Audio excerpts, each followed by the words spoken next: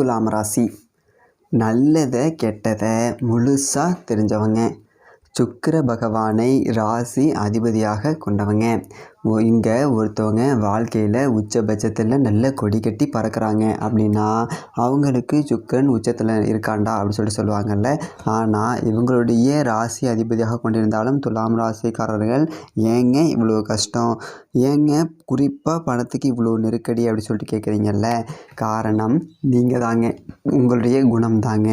எல்லா இடங்கள்லையுமே நேர்மையையும் புத்தியை மட்டுமே நம்பக்கூடியவங்க. அதாவது சொல்லப்போனோம் அப்படின்னா உங்களுக்கு சொந்தமோ பந்தமோ யாராக இருந்தாலும் சரிங்க, தப்பு அப்படின்னா தப்பு தான். வெட்டு ஒன்று துண்டு ரெண்டுன்னு சொல்லிட்டு பேசி போடுறீங்க. உங்களை ஒருத்தவங்க பஞ்சாயத்துக்கு கூட்டிகிட்டு போகிறாங்க அப்படின்னா அங்கே போனால் ரெண்டு பக்கத்துலேயுமே எந்த ஒரு தரப்பில் நியாயம் இருக்கோ அந்த ஒரு பக்கத்துக்கு தாவிடுவீங்க. அது மட்டும் இல்லாமல் உண்மைக்கு மட்டும்தான் எப்போவுமே கை கொடுப்பீங்க. அப்படி இல்லை அப்படின்னா உண்மைக்கு புறம்பா எந்த ஒரு விஷயம் வந்தாலும் சரிங்க, வெட்ட வெளிச்சமாக அதை தூக்கி போட்டு வந்துக்கிட்டே இருந்திருப்பீங்க.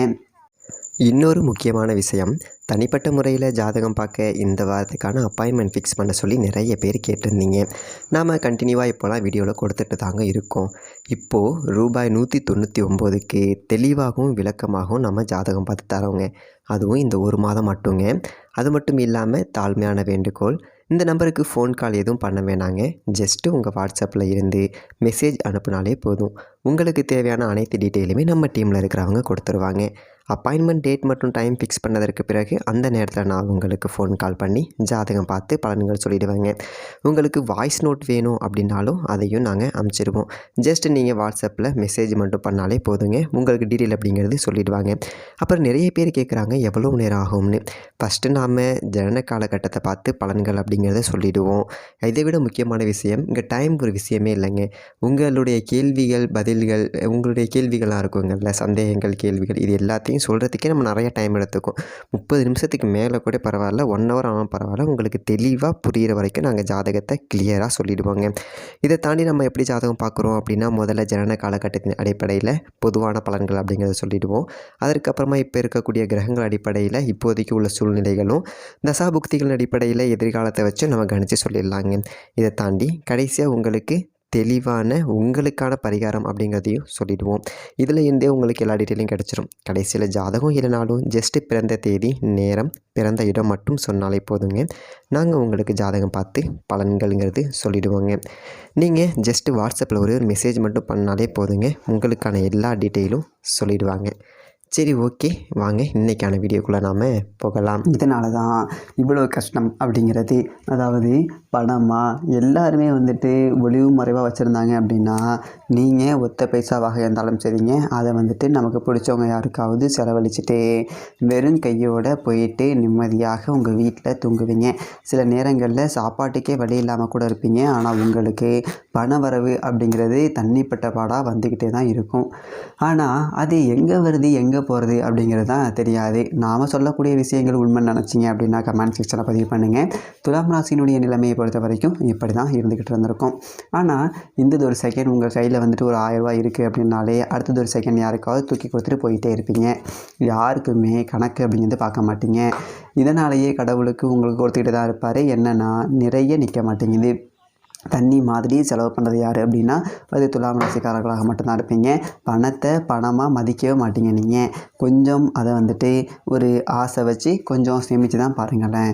நிச்சயமாக உங்களுக்கு இப்போ இருக்கக்கூடிய நெருக்கடிகள் நிலைகள் இதெல்லாம் இருக்காது. மாற்றம் அப்படிங்கிறது வரும்.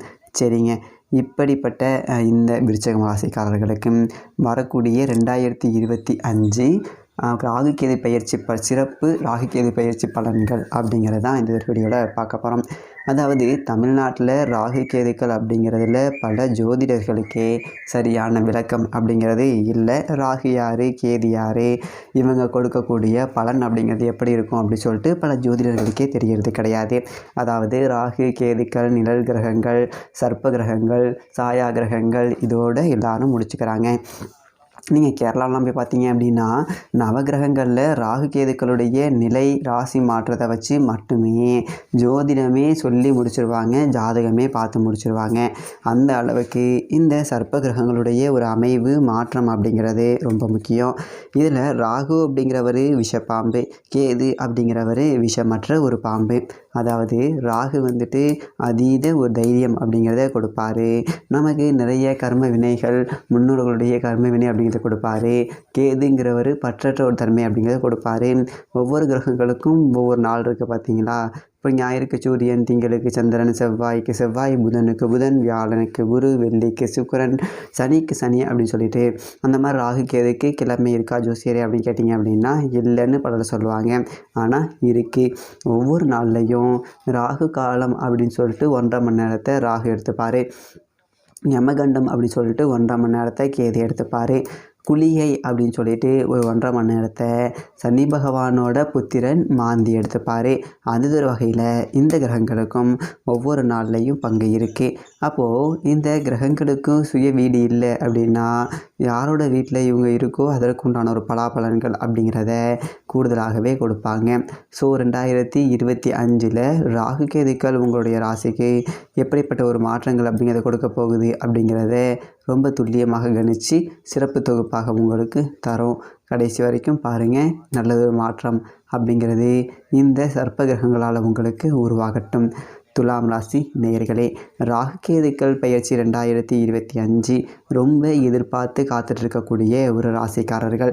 ஏன் அப்படின்னா ராகு கேது பெயர்ச்சி மட்டும் கிடையாது, அடுத்தடுத்து வரக்கூடிய இந்த வருடத்தில் வரக்கூடிய எல்லா பெயர்ச்சிகளுமே துலாம் ராசிக்காரர்களுக்கு சாதகமாக இருக்குது. அப்போது 2024 படாது பாடுபட்டுட்டேன், 2025 தொடக்கம் அப்படிங்கிறது அதுக்கு மேலே இருக்குது. எப்போ தான் இந்த கிரகங்கள் எல்லாம் பயிற்சி ஆகுமோ நம்ம நல்லா இருக்க போகிறோமோ தெரியலை. வெறுமனே நானும் ஏதோ பெருமைக்கு தான் வாழ்ந்துக்கிட்டு இருக்கேன், உள்ள ஒன்றும் இல்லை அப்படிங்கிற ஒரு நிலைமையில் துலாம் ராசிக்காரர்களுடைய வாழ்க்கை அப்படிங்கிறது ஓடிட்டு இருந்திருக்கு. இதுக்கு என்ன காரணம் அப்படி பார்த்தீங்க அப்படின்னா பூர்வ புண்ணிய ஸ்தானத்தில் சனி உங்ககிட்ட ஒரு பெருசாக ஒன்று கொடுக்கல, குரு போயிட்டு அஷ்டமத்தில் மாட்டிக்கிட்டாரு. இப்போது 2 கிரகங்கள் பெருசாக எதுவும் கொடுக்கல. இதே நேரத்தில் பார்த்தீங்க அப்படின்னா ராகு உங்களுடைய ராசிக்கு 6வது வீட்டில் இருக்கார். ராகு 6ல் இருந்தால் கடன் அடையும் அப்படி சொன்னாங்க. ஆனால் கடன் வந்தது தான் எனக்கு வந்து மிச்சம். பெருசாக ஒன்றும் வாழ்ந்தது இல்லை, இருக்கவே பிடிக்கலை அப்படிங்கிற ஒரு நிலைமை அப்படிங்கிறது ஓடிட்டுருக்கு. கவலைப்பட வேண்டியதில்லை. ஏன்னா அடுத்தடுத்து வரக்கூடிய கிரக பயிற்சிகள் எல்லாமே உங்களுக்கு சாதகமாக இருக்குது. இந்த 2025 டாப் ராசிகள் அப்படின்னு பார்த்தீங்க அப்படின்னா எல்லாம் துலாம் ராசியை சொல்லியிருப்பாங்க. ஆனால் கேட்டப்போ சந்தோஷமாக தான் இருந்தது. ஒன்று நடக்கலையே ஜோசியரே அப்படிங்கிற மாதிரி தான் இருந்தோம். அடுத்தடுத்து தான் இப்போ நடக்க போகுது. இப்போது நான் மார்ச் 29 சனி பயிற்சி அப்படிங்கிறது வந்துடும். அதாவது ருணரோக சத்துருஸ்தானத்தில் சனி வந்துடுவார். அப்படிங்கும்போது பகை வெல்லக்கூடிய ஒரு நபர்களாக, கடன் அடைக்கக்கூடிய நபர்களாக, கௌரவத்தோடு வாழக்கூடிய நபர்களாக நீங்கள் இருப்பீங்க. மார்ச் 29 கடக்கணும். அதன் பிறகு பார்த்தீங்க அப்படின்னா மே மாதம் 14ஆம் தேதி குரு பயிற்சி அப்படிங்கிறது வருது. குரு பகவான் உங்களுடைய ராசிக்கு 9ஆம் வீட்டுக்கு போகிறாரு. 8ல் இருந்து 9, அஷ்டமத்தில் இருந்த குரு காசு பணம் கொடுக்கல, இப்போ ஓடுனவனுக்கு 9ல் குரு அப்படிங்கிற மாதிரி வாரி கொடுக்க போகிறாரு. வண்டி வாகனம் வாங்க போகிறீங்க, வீடு கட்டி வாழ போகிறீங்க. சரி, நம்ம ராகு கேது பயிற்சிக்கு வருவோம். அதாவது ராகு 6ஆம் வீட்டில் இருந்து 5ஆம் வீட்டுக்கு வராரு. இதுவே ரிவர்ஸில் தான் வருவார் இல்லைங்களா. அது மாதிரி கேது பார்த்தீங்க அப்படின்னா 12ஆம் வீட்டில் இருந்துட்டு 11ஆம் வீட்டுக்கு போகிறாரு. இப்போது இந்த ராகு கேதுக்கள் ஏற்கனவே என்ன பண்ணுச்சு அப்படின்னு பார்த்தீங்க அப்படின்னா கேது விரயத்தில் இருந்துட்டு காசு பண விரயம் அப்படிங்கிறத கொடுத்துட்டாரு. ஒரு பற்றற்ற சூழ்நிலை அப்படிங்கிறத கொடுத்துட்டாரு. 10 ரூபா இருந்தால் தானே செலவு பண்ணுறதுக்கு, நானே பிச்சை எடுக்கிறேன், நான் எங்கே போய்ட்டு செலவு பண்ணுறது. விரயத்தை அவர் கொடுத்தாலும் விரயம் பண்ண என்கிட்ட காசு இல்லை, கடன் வாங்கி கூட செலவு பண்ண முடியாது, கடன் கொடுக்கக்கூடிய என்கிட்ட ஆள் இல்லை, என்னை சுற்றி உள்ளவங்களா என்னை விட பெரிய பிச்சைக்காரனாக இருக்கான். நான் 10 ரூபாய்க்கு போயிட்டு நின்னேன் அப்படின்னா அதுக்கு முன்னாடி என்கிட்ட 20 ரூபா இருந்தால் கொடுறா அப்படின்னு சொல்லிட்டு நிற்கிறாங்க. அந்த மாதிரி ஆளுங்கள்ட்ட தான் பழக்க வழக்கம்லாம் இருக்குது. அதே மாதிரி வீட்டில் இருந்த நகை நட்டு எல்லாத்தையும் அடகு வச்சாச்சு. ஒன்றும் இப்போ கையில் காசு இல்லை, விற்று ஆளாக சுற்றிக்கிட்டு இருக்கேன். வெள்ளை சட்டை தான் போட்டுக்கணும் இல்லையா, உள்ள ஒரு 10 ரூபா கூட இல்லை அப்படிங்கிறது எனக்கு மட்டும்தான் தெரியும் அப்படிங்கிற ஒரு நிலைமை அப்படிங்கிறது ஓடிச்சு.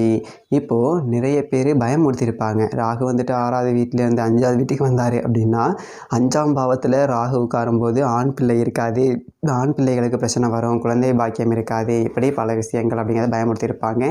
அந்த மாதிரி எதிர்மறையாக பேசுகிறவங்க எல்லாத்தையும் சரிங்க அப்படி தான் உங்களுக்கு நல்லது அப்படிங்கிறது நடக்கும். சரிங்களா. அதாவது ராகு 6லேருந்து 5க்கு வராரு அப்படின்னா என்ன பிரச்சனை அப்படிங்கிறத கொடுப்பாரு அப்படிங்கிறத முதல்ல நாம் சொல்லிவிடுவோம். அதுக்கப்புறம் அதை எப்படி தீர்க்கலாம் அப்படிங்கிறதையும் சொல்லலாம். சரிங்களா. 5ஆம் இடம் அப்படிங்கிறது பூர்வ புண்ணிய ஸ்தானம். அந்த இடத்துக்கு ராகு வராரு அப்படிங்கும்போது பிள்ளைகளை கொஞ்சம் கட்டுப்பாட்டில் வச்சு வளர்த்துக்கணும்.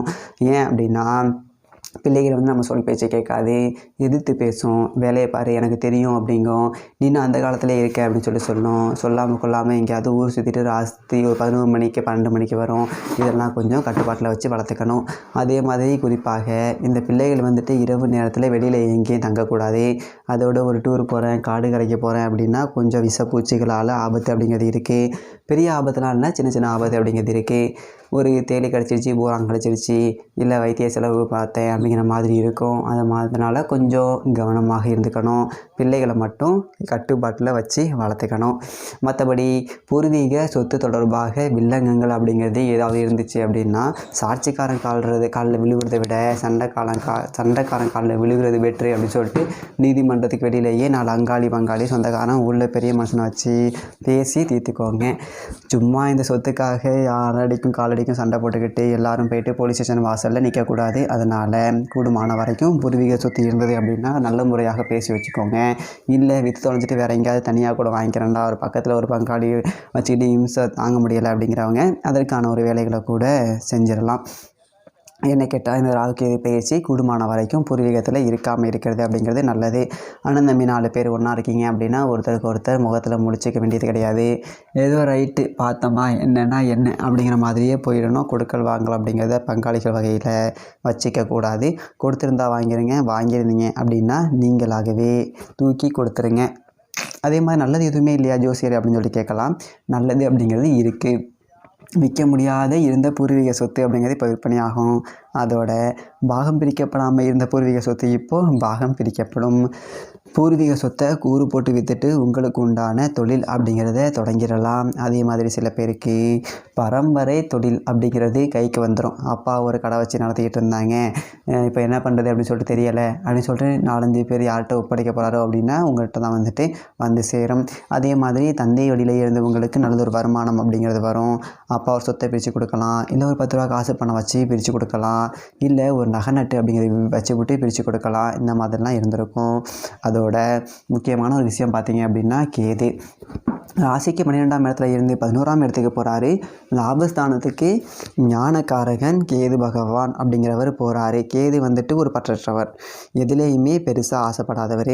அவர் போய்ட்டு லாப வீட்டில் இருக்கார் அப்படிங்கும்போது நமக்கு பெரியதொரு எதிர்பார்ப்புகள் எதுவுமே இருக்காது. வாழ்க்கை அப்படிங்கிறது நல்லா போயிட்டுருக்கு. இப்படியே போன சந்தோஷம் அப்படிங்கிற ஒரு மனநிலைக்கு நீங்கள் வந்துடுவீங்க. இதை விட என்ன வேணும் ஒரு மனுஷனுக்கு? வாழ்க்கை நல்லபடியாக தான் போயிட்டுருக்கு. இதுக்கு மேலே எனக்கு எதுவும் தேவையில்லை அப்படிங்கிற அளவுக்கு நீங்கள் சிந்திக்கக்கூடிய அளவுக்கு ஒரு வருமானம் அப்படிங்கிறது நல்லாயிருக்கும். காசு பணம் நல்லாயிருக்கும். இதே காலகட்டத்தில் சனி 6ஆம் இடத்துல இருக்கார். ருணரோக சத்துருஸ்தானம், கடன் பகை எதிரிகள் இவங்க எல்லாத்தையுமே அழித்தொழிக்கக்கூடிய இடத்துல சனி பகவான் இருக்கார். அதனால் அவங்கக்கிட்ட மோதினவங்க தானாக அழிஞ்சு போயிடுவாங்க. நீங்கள் எதுவும் அழிக்க வேண்டியதில்லை. அடகுல இருந்த நகைகள்லாம் மீட்டுட்டு வந்துடலாம். ஒரு இடத்துல வேலை செய்கிறோம் அப்படின்னா நமக்கு எதிராக இருக்கக்கூடியவர்கள் இருப்பாங்க, சக ஊழியர்கள் இருப்பாங்க. நம்மக்கிட்ட அண்ணன் மாமா மச்சான்னு சொல்லிட்டு பேசிக்கிட்டு பின்னாடி போய்ட்டு நம்மளை போட்டு கொடுத்துட்டு போயிடுவாங்க. அவங்க நல்ல பேர் வாங்குறதுக்கு அந்த மாதிரியான ஆட்கள்லாம் இனிமேல் காணா போயிடுவாங்க. உங்களுக்கு நேர்மையானவர்கள் மட்டுமே பழக்கத்தில் இருப்பாங்க. அதே மாதிரி தொல்லை கொடுத்துக்கிட்டு இருந்த மேலதிகாரிகள் வேலையிடத்துக்கு மாற்றப்படலாம்.